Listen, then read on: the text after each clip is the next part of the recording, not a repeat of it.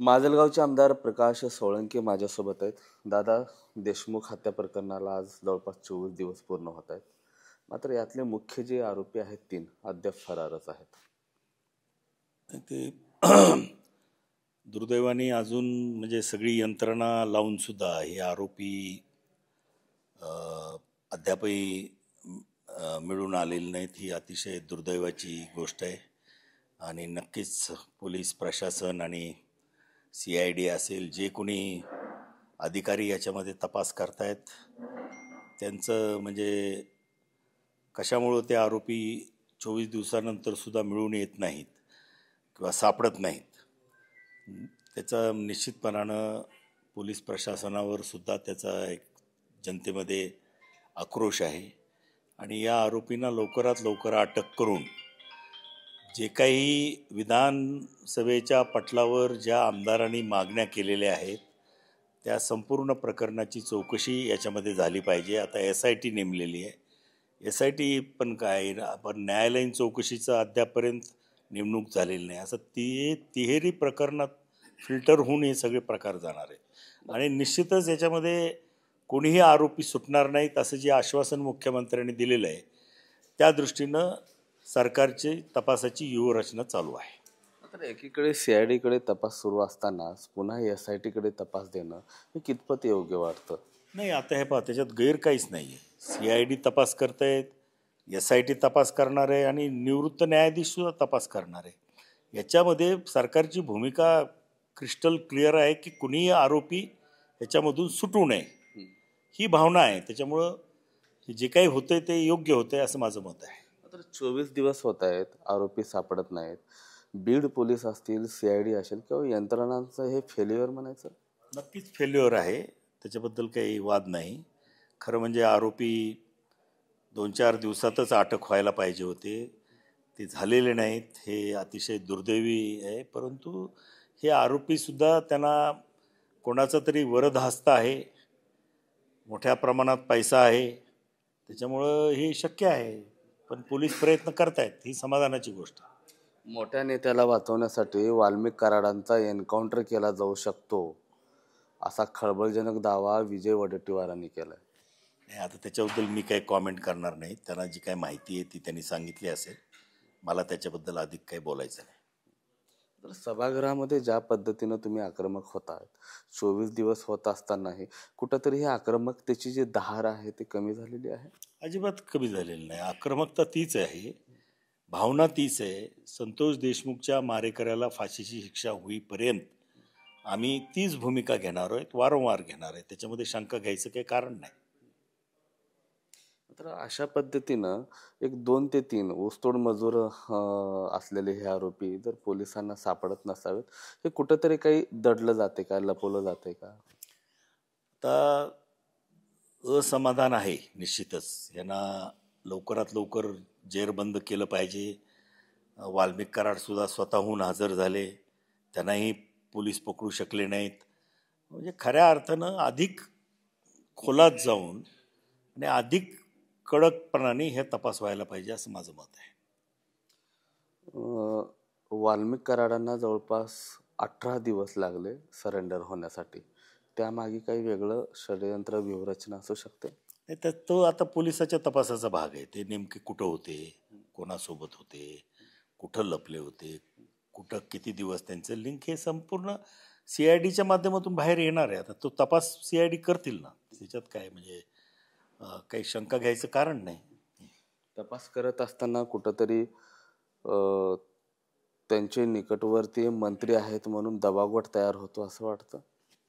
नाही, आता ते मुख्यमंत्री स्वतः वारंवार सांगतायत की आम्ही पाळंमुळं खणून काढू, कोणालाही याच्यातून सोडणार नाही.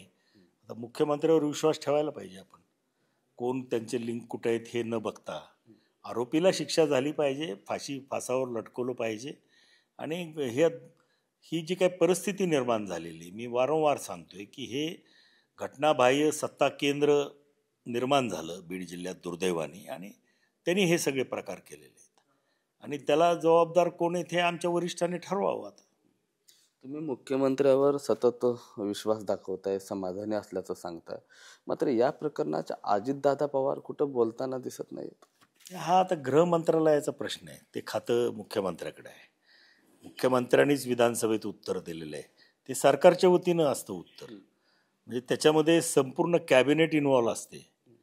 ते सरकारच्या वतीनं मुख्यमंत्री जे प्रमुख आहेत राज्याचे त्यांनी दिल्यानंतर आता उपमुख्यमंत्री का बोलत नाहीत, हे का बोलत नाहीत, असं काही नाही. सगळ्यांनी बोलायची गरज नाही. मुख्यमंत्री बोलतायत ते पुरेसं आहे.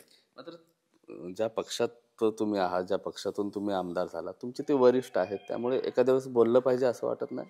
नाही पहा, ते स्वतः भेट द्यायला आले. आता फडणवीस साहेबांनी भेट न देता काम केलं आहे. ह्यांनी भेट दिली, सांत्वन केलं.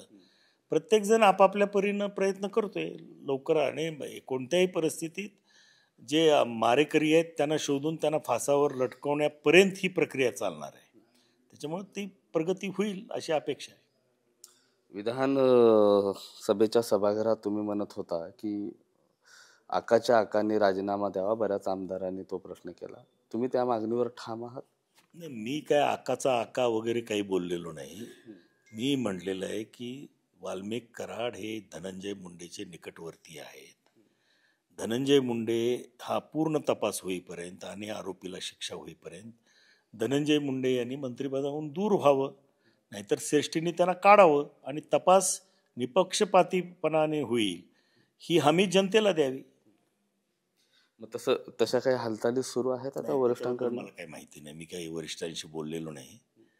त्याच्याबद्दल काय मी मागणी केली आहे, जाहीरपणाने केलेली आहे, आणि मी त्या मागणीवर ठाम आहे. CMला सुद्धा भेटून आम्ही हीच मागणी केली होती, अजितदादांना भेटून हीच मागणी केली होती आणि जाहीरपणानेही केलेली आहे. त्याच्यामुळं आता त्याच्या बाबतीत निर्णय घ्यायचा हे पक्षश्रेष्ठीवर अवलंबून आहे. संतोष देशमुखांना अखेर न्याय कधी मिळेल असं वाटतं? पहा, मुख्यमंत्र्यांनी स्वतः सांगितलेलं आहे की 3 ते 6 महिन्यात हे प्रकरण धसाला लावून आरोपींना आम्ही शिक्षा देऊ, असं मुख्यमंत्र्यांनी विधानमंडळामध्ये जाहीर केलेलं आहे. त्यामुळं त्या वेळ मर्यादेमध्ये होईल ही सगळी बाब, असं आपण अपेक्षा करूया. तुम्ही पुन्हा एकदा संतोष देशमुखाच्या कुटुंबाची भेट घेण्यासाठी जात आहे अशी माहिती येते. आम्ही उद्या जायचं नियोजन करतोय. जे काही मदत आम्ही गोळा केलेली आहे, चालूच आहे ती मदत गोळा करायचं. पण आता उद्या साधारणतः 3 ते 4 वाजता आम्ही त्यांच्या कुटुंबियांना भेटून ती मदत सुपूर्द करायचं चाललेलं आहे. त्याच्यासाठी आम्ही त्यांची भेट घ्यायला जाणार आहोत. मदतीची साध सुरुवातीला तुम्ही दिलेली आहे. आतापर्यंत साधारणतः किती मदत झाली आणि कशी मदत तुम्ही त्यांना करणार? नाही, आता कसं आहे, प्रत्येकजण आपापल्या परीनं मदत करतोय. म्हणजे आता साधारणतः आमचं आज साधारणतः 35च्या पुढं आणि 40पर्यंत आमची मदत होईल असं वाटतंय मला.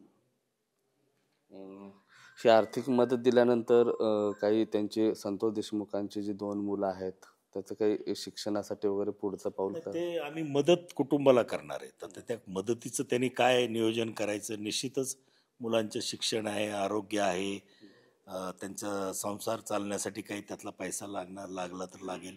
आम्ही त्याच्या बाबतीत आमच्या काही अटी नाही आहेत. आम्ही ती मदत त्यांना मदत व्हावी, त्या कुटुंब उघड्यावर पडलं आहे त्या कुटुंबाला मदत आम्ही करणार आहेत. बाकी आम्ही काही अटीबिटी आमच्या काही घालणार नाहीत. त्यांनी निर्णय घ्यायचा आहे, ते सक्षम आहेत निर्णय घ्यायला.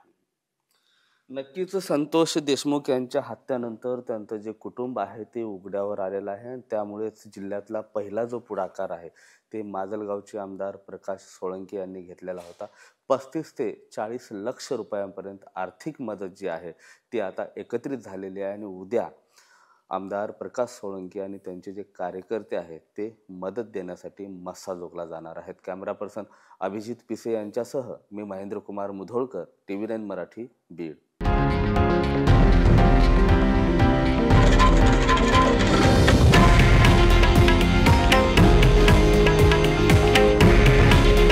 हे आहे देशातील नंबर 1 न्यूज नेटवर्क आणि आपण पाहत आहात TV9 मराठी.